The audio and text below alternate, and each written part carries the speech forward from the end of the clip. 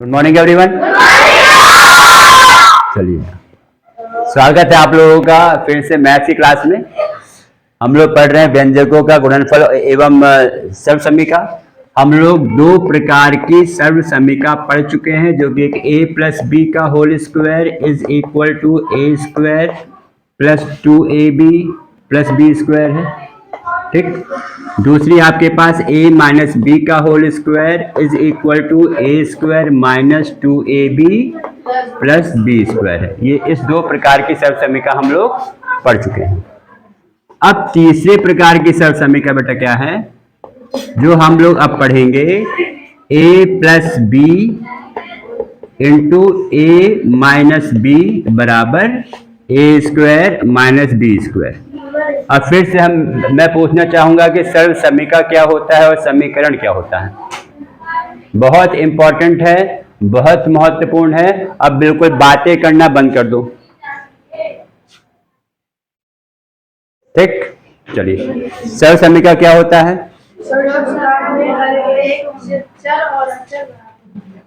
चर के हर एक मान के लिए बायां पक्ष और दायां पक्ष बराबर होता है। समीकरण किसी एक चर के मान के लिए बायां पक्ष और दायां पक्ष बराबर होगा, बाकी मान के लिए बराबर नहीं होता है। ठीक है। अब यहाँ पे ये दो समीकरण तो पढ़ चुके हैं नेहा। ठीक। अब कौन सा पढ़ने जा रहे हैं Ashish? a plus B into A minus b is equal to a square minus b square, है ना नेहा? ठीक। हम अगर देखें इसका व्यंजकों के गुणनफल के आधार पर a plus B into A minus B, व्यंजकों के गुणनफल के आधार पर a plus B into A minus B क्या हो जाएगा? a गुणा ए माइनस बी, a की इससे गुणा होगी और प्लस b की गुणा होगी फिर से a माइनस बी। कृपया बातें बिल्कुल ना करें। अब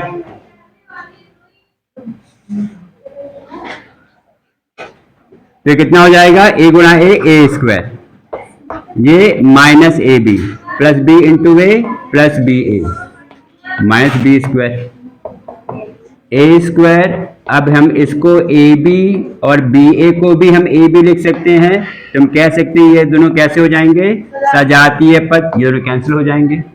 आपके पास मिलेगा ए स्क्वायर माइनस बी स्क्वायर। ये सर्वसमीका है। तो हमारे पास क्या आ रहा है बेटा?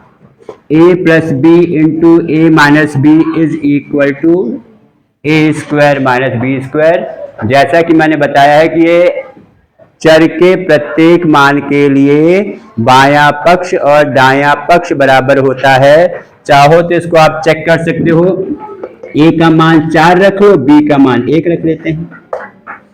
a का मान 4 रख लो, b का मान हम 1 रख लेते हैं। अब चलो यहाँ पे क्या करते हैं, तीनों सर्वसमीका में रख के देखते हैं। फिर से हम लोग यहाँ पे रिवाइज कर लेते हैं और तीनों सर्वसमीका में रख के देखते हैं। पहला क्या है बेटा? a प्लस बी का होल स्क्वायर है। a की जगह हम 4 रख रहे हैं, b की जगह हम 1 रख रहे हैं। तो 4, तो यहाँ पे बायां पक्ष क्या होगा? आवाज किसी की लगातार आ रही है, आवाज किसी की लगातार आ रही है। तो बायां पक्ष में क्या हो जाएगा? a प्लस बी का होल स्क्वायर, यानी 4 प्लस 1 का होल स्क्वायर। ये कितना हो जाएगा? 5 का स्क्वायर हो जाएगा। 5 गुणा 5 25।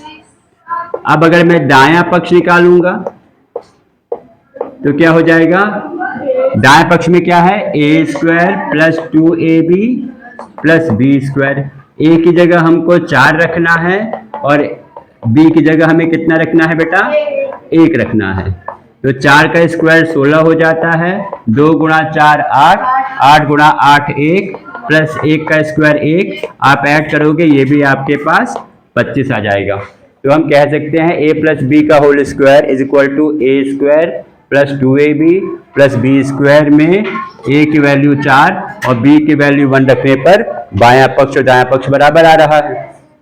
ठीक है। उसी प्रकार से क्या आपके पास है, अगर मैं बात करूं a माइनस बी का होल स्क्वायर, ये किसके बराबर है? A square minus 2ab plus B square. यहाँ पर देखो, यहाँ पे हमें जब बायां पक्ष निकालना है तो a का मान भी यहाँ पे 4 रख दो, b का मान 1 रख दो, इसकी घात 2 हो जाएगी। 4 माइनस 1 क्या हो जाएगा बेटा? 3 की घात 2। ये हो गया आपके पास 9। अब अगर यहाँ पे दायां पक्ष निकालने की बात आती है तो दाएं पक्ष में हमारे पास ये है ए स्क्वायर, ए की जगह हमने 4 रखा, माइनस 2 गुणा ए की जगह 4 रखा, बी की जगह 1 रखा, फिर बी का स्क्वायर है मतलब ए का स्क्वायर, 4 का स्क्वायर 16 हो जाएगा, ये आपके पास 2 गुणा 4 8, 8 गुणा 1 आपके पास 8 हो जाएगा, प्लस 1 करोगे, अब 16 में से 8 गया हो जाएगा 8, 8 में 1 जोड़ देंगे तो 9। तो यहाँ भी देखो आपके पास बायां पक्ष और दायां पक्ष इसमें सेम आ रहा है। सरल समीकरण का मतलब ये होता है कि चर का, चाहे यहाँ पे 4 रखो, 5 रखो, 40 रखो, 50 रखो, 400 रखो, 500 रखो, 525 रखो, 5025 रखो, कुछ भी मान रखोगे हमेशा बायां पक्ष और दायां पक्ष आपके पास समान आएगा। आज हम लोग कौन सी सरल समीकरण पढ़ने जा रहे हैं? तीसरी वाली। कौन सी पढ़ने जा रहे हैं? तीसरी वाली, ए स्क्वायर माइनस बी स्क्वायर। अब इसमें हम ए का मान 4 और बी का मान रख के देखते हैं। यहाँ पे बाएं पक्ष में क्या दिया है हमारे पास? ए प्लस बी गुणा ए माइनस बी। तो ए की जगह हम भाई 4 रखेंगे, बी की जगह 1 रख देंगे, ए की जगह 4 रखेंगे, बी की जगह 1 रख देंगे, 4 प्लस 1 5 हो जाएगा, और यहाँ पे गुणा का चिन्ह है, सीधी सी बात है। ये कितना आ जाएगा? 15 आ जाएगा। ये बाएं पक्ष में कितना आ गया? ये 15 आ जाएगा। अब दाएं पक्ष में आ जाते हैं भाई, कृपया बातें ना करें बिल्कुल।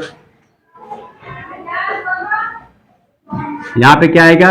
दाएं पक्ष में ए स्क्वायर माइनस बी स्क्वायर है, A square minus b square है, ए का मान 4 रख दीजिए और बी का मान 1 रख दीजिए। 4 का स्क्वायर 16 हो जाएगा, 1 का स्क्वायर 1 हो जाएगा, 16 माइनस 1 करेंगे तो कितना हो जाएगा? ये 15। यहाँ भी देखो आपके पास बायां पक्ष और दायां पक्ष बराबर आ गया है। किसी भी सरल समीकरण में कोई भी मान रखोगे चर का, हमेशा बायां पक्ष और दायां पक्ष बराबर आएगा। कृपया करके ये सरल समीकरण अवश्य याद कर लीजिए। आगे जाके जो भी बड़ी क्लासेस में जो भी प्रश्न होंगे, ये उस बड़े प्रश्न के छोटे छोटे भाग होंगे, कहीं इनका इस्तेमाल हो रहा होगा। ठीक है, चलिए अब बात आती है किसकी? अब हम लोग अब हमें क्या करना है? इसका ज्योमेट्रिकल रिप्रेजेंटेशन और प्रूफ, इसकी बात देख लेते हैं।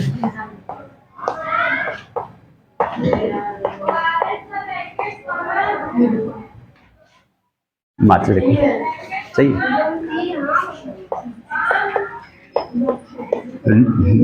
निरूपण एवं सत्यापन हम लोग दोनों का कर चुके हैं। ए प्लस बी होल स्क्वायर का भी किया था और ए माइनस बी होल स्क्वायर का भी हम लोगों ने किया था।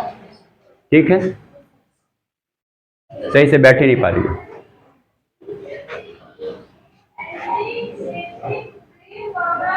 अब यहाँ पे क्या बेटा आपके पास है, बहुत ध्यान से देखिएगा।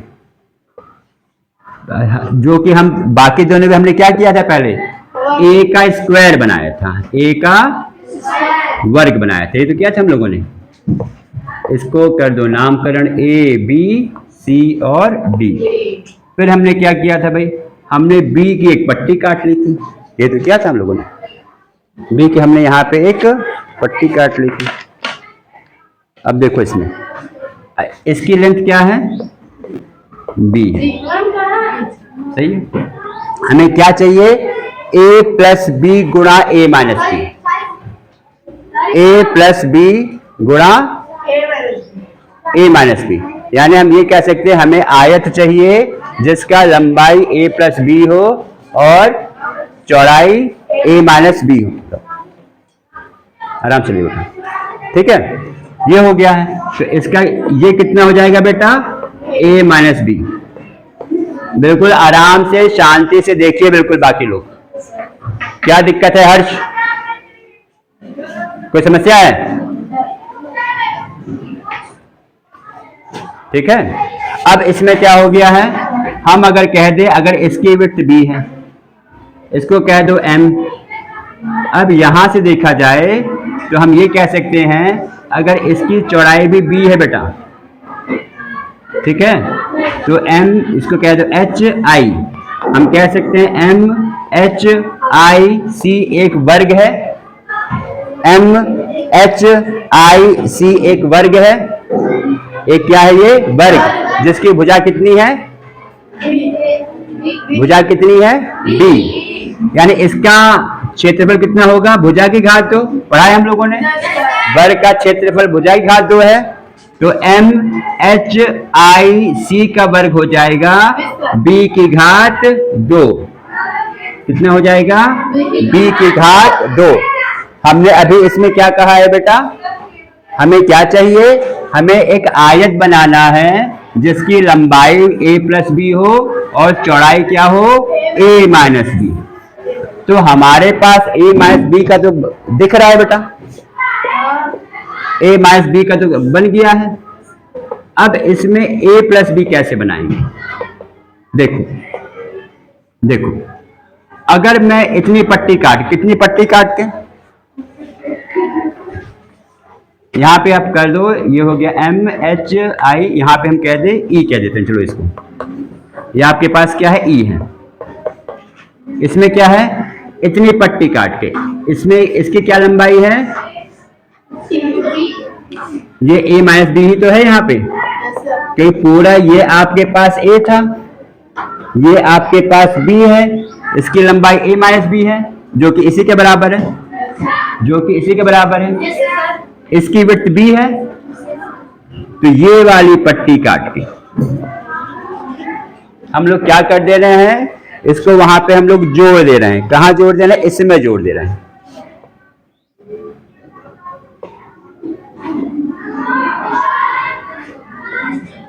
सही है? तो ये तो विड्थ आपके पास b ही है, ये वाला देखिए b है ना यहाँ पे। बिल्कुल बातें ना करें भाई, ठीक है दिवाकर? और ये कितना हो जाएगा आपके पास? ये हमारे पास a माइनस बी है ही, तो यहां से हम क्या कह सकते हैं? यहां से हम क्या कह सकते हैं रंजना?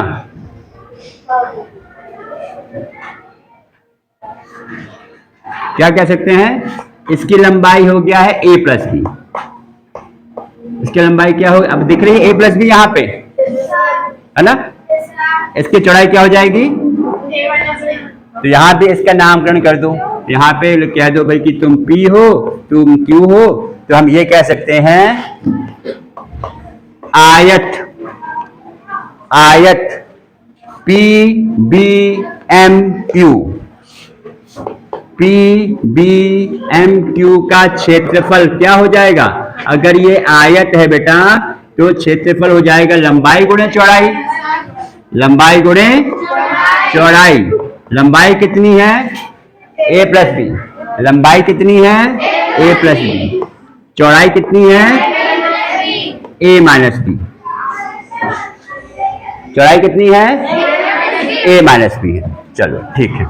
अब देखो यहां पे ध्यान से, मैं अगर आयत वर्ग a b c d में से आयत a b c d का क्या क्षेत्रफल हो जाएगा?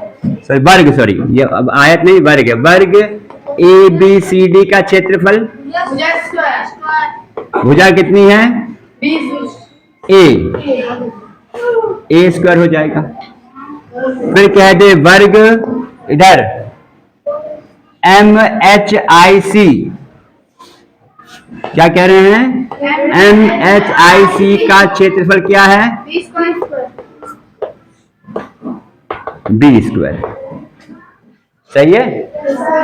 अब अगर ये कहा जाए कि आकृति कौन सी, बहुत ध्यान देखना, ABM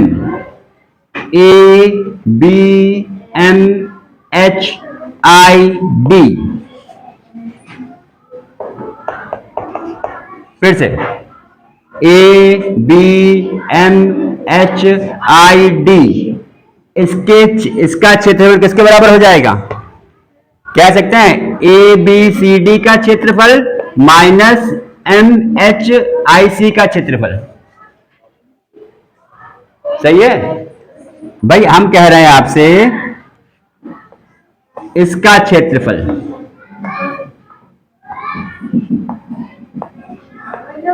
किसके बराबर हो जाएगा? मैं इसको माइनस कर दूंगा, AB हो, ये वर्ग ABCD से तो ये आ जाएगा, यही तो होगा। तो क्या कह सकते हैं भाई? अब यहां बेटा क्या है, हमने क्या देखा कि जो आकृति A B M H I D, इसका क्षेत्रफल किसके बराबर होगा? वर्ग A B C D minus वर्ग एम एच आई सी का क्षेत्रफल। ये तो है आपके पास, सही है। तो क्या हो जाएगा ये? ए स्क्वायर माइनस बी स्क्वायर। भाई वर्ग ए बी सी डी का क्षेत्रफल हमने निकाला है ए स्क्वायर, वर्ग एम एच आई सी का क्षेत्रफल निकाला है बी स्क्वायर। इसको माइनस कर देंगे तो आपके पास A B M H I D का इसका क्षेत्रफल आ जाएगा। मैं इसके बारे में बात नहीं कर रहा हूं। किसके बारे में बात नहीं कर रहा हूं मैं? ए पी क्यू, इसको नाम दे देते हैं हम लोग, ई तो है ही हमारे पास, ठीक है। ए बी क्यू ई की बात नहीं कर रहा हूं अभी मैं, सही है। अब अगर यहां पे दो आयत देखिए इसको, अब यहां पे दो आयत देखिए इसको, A P Q E, A P Q E और आयत ई डी आई एच। हमने क्या कहा था? आयत ई डी आई एच को ही तो काट कर हमने इसको यहां पे ऐड किया था। इसी को तो काट के हमने इसको यहां पे ऐड किया था। तो हम क्या कह सकते हैं? जो भी आकृति आपके पास A B M H I D है, उसका क्षेत्रफल किसके बराबर हो जाएगा? आयत पी बी एम क्यू के बराबर हो जाएगा। ऐसा है कि नहीं है? क्योंकि इतना पोर्शन काट के हमने कहां पे रखा है बेटा? यही पोर्शन आपके पास यहां है, यही तो है आपके पास। तो हम यहां पे क्या कह सकते हैं कि आकृति A B M H I D का क्षेत्रफल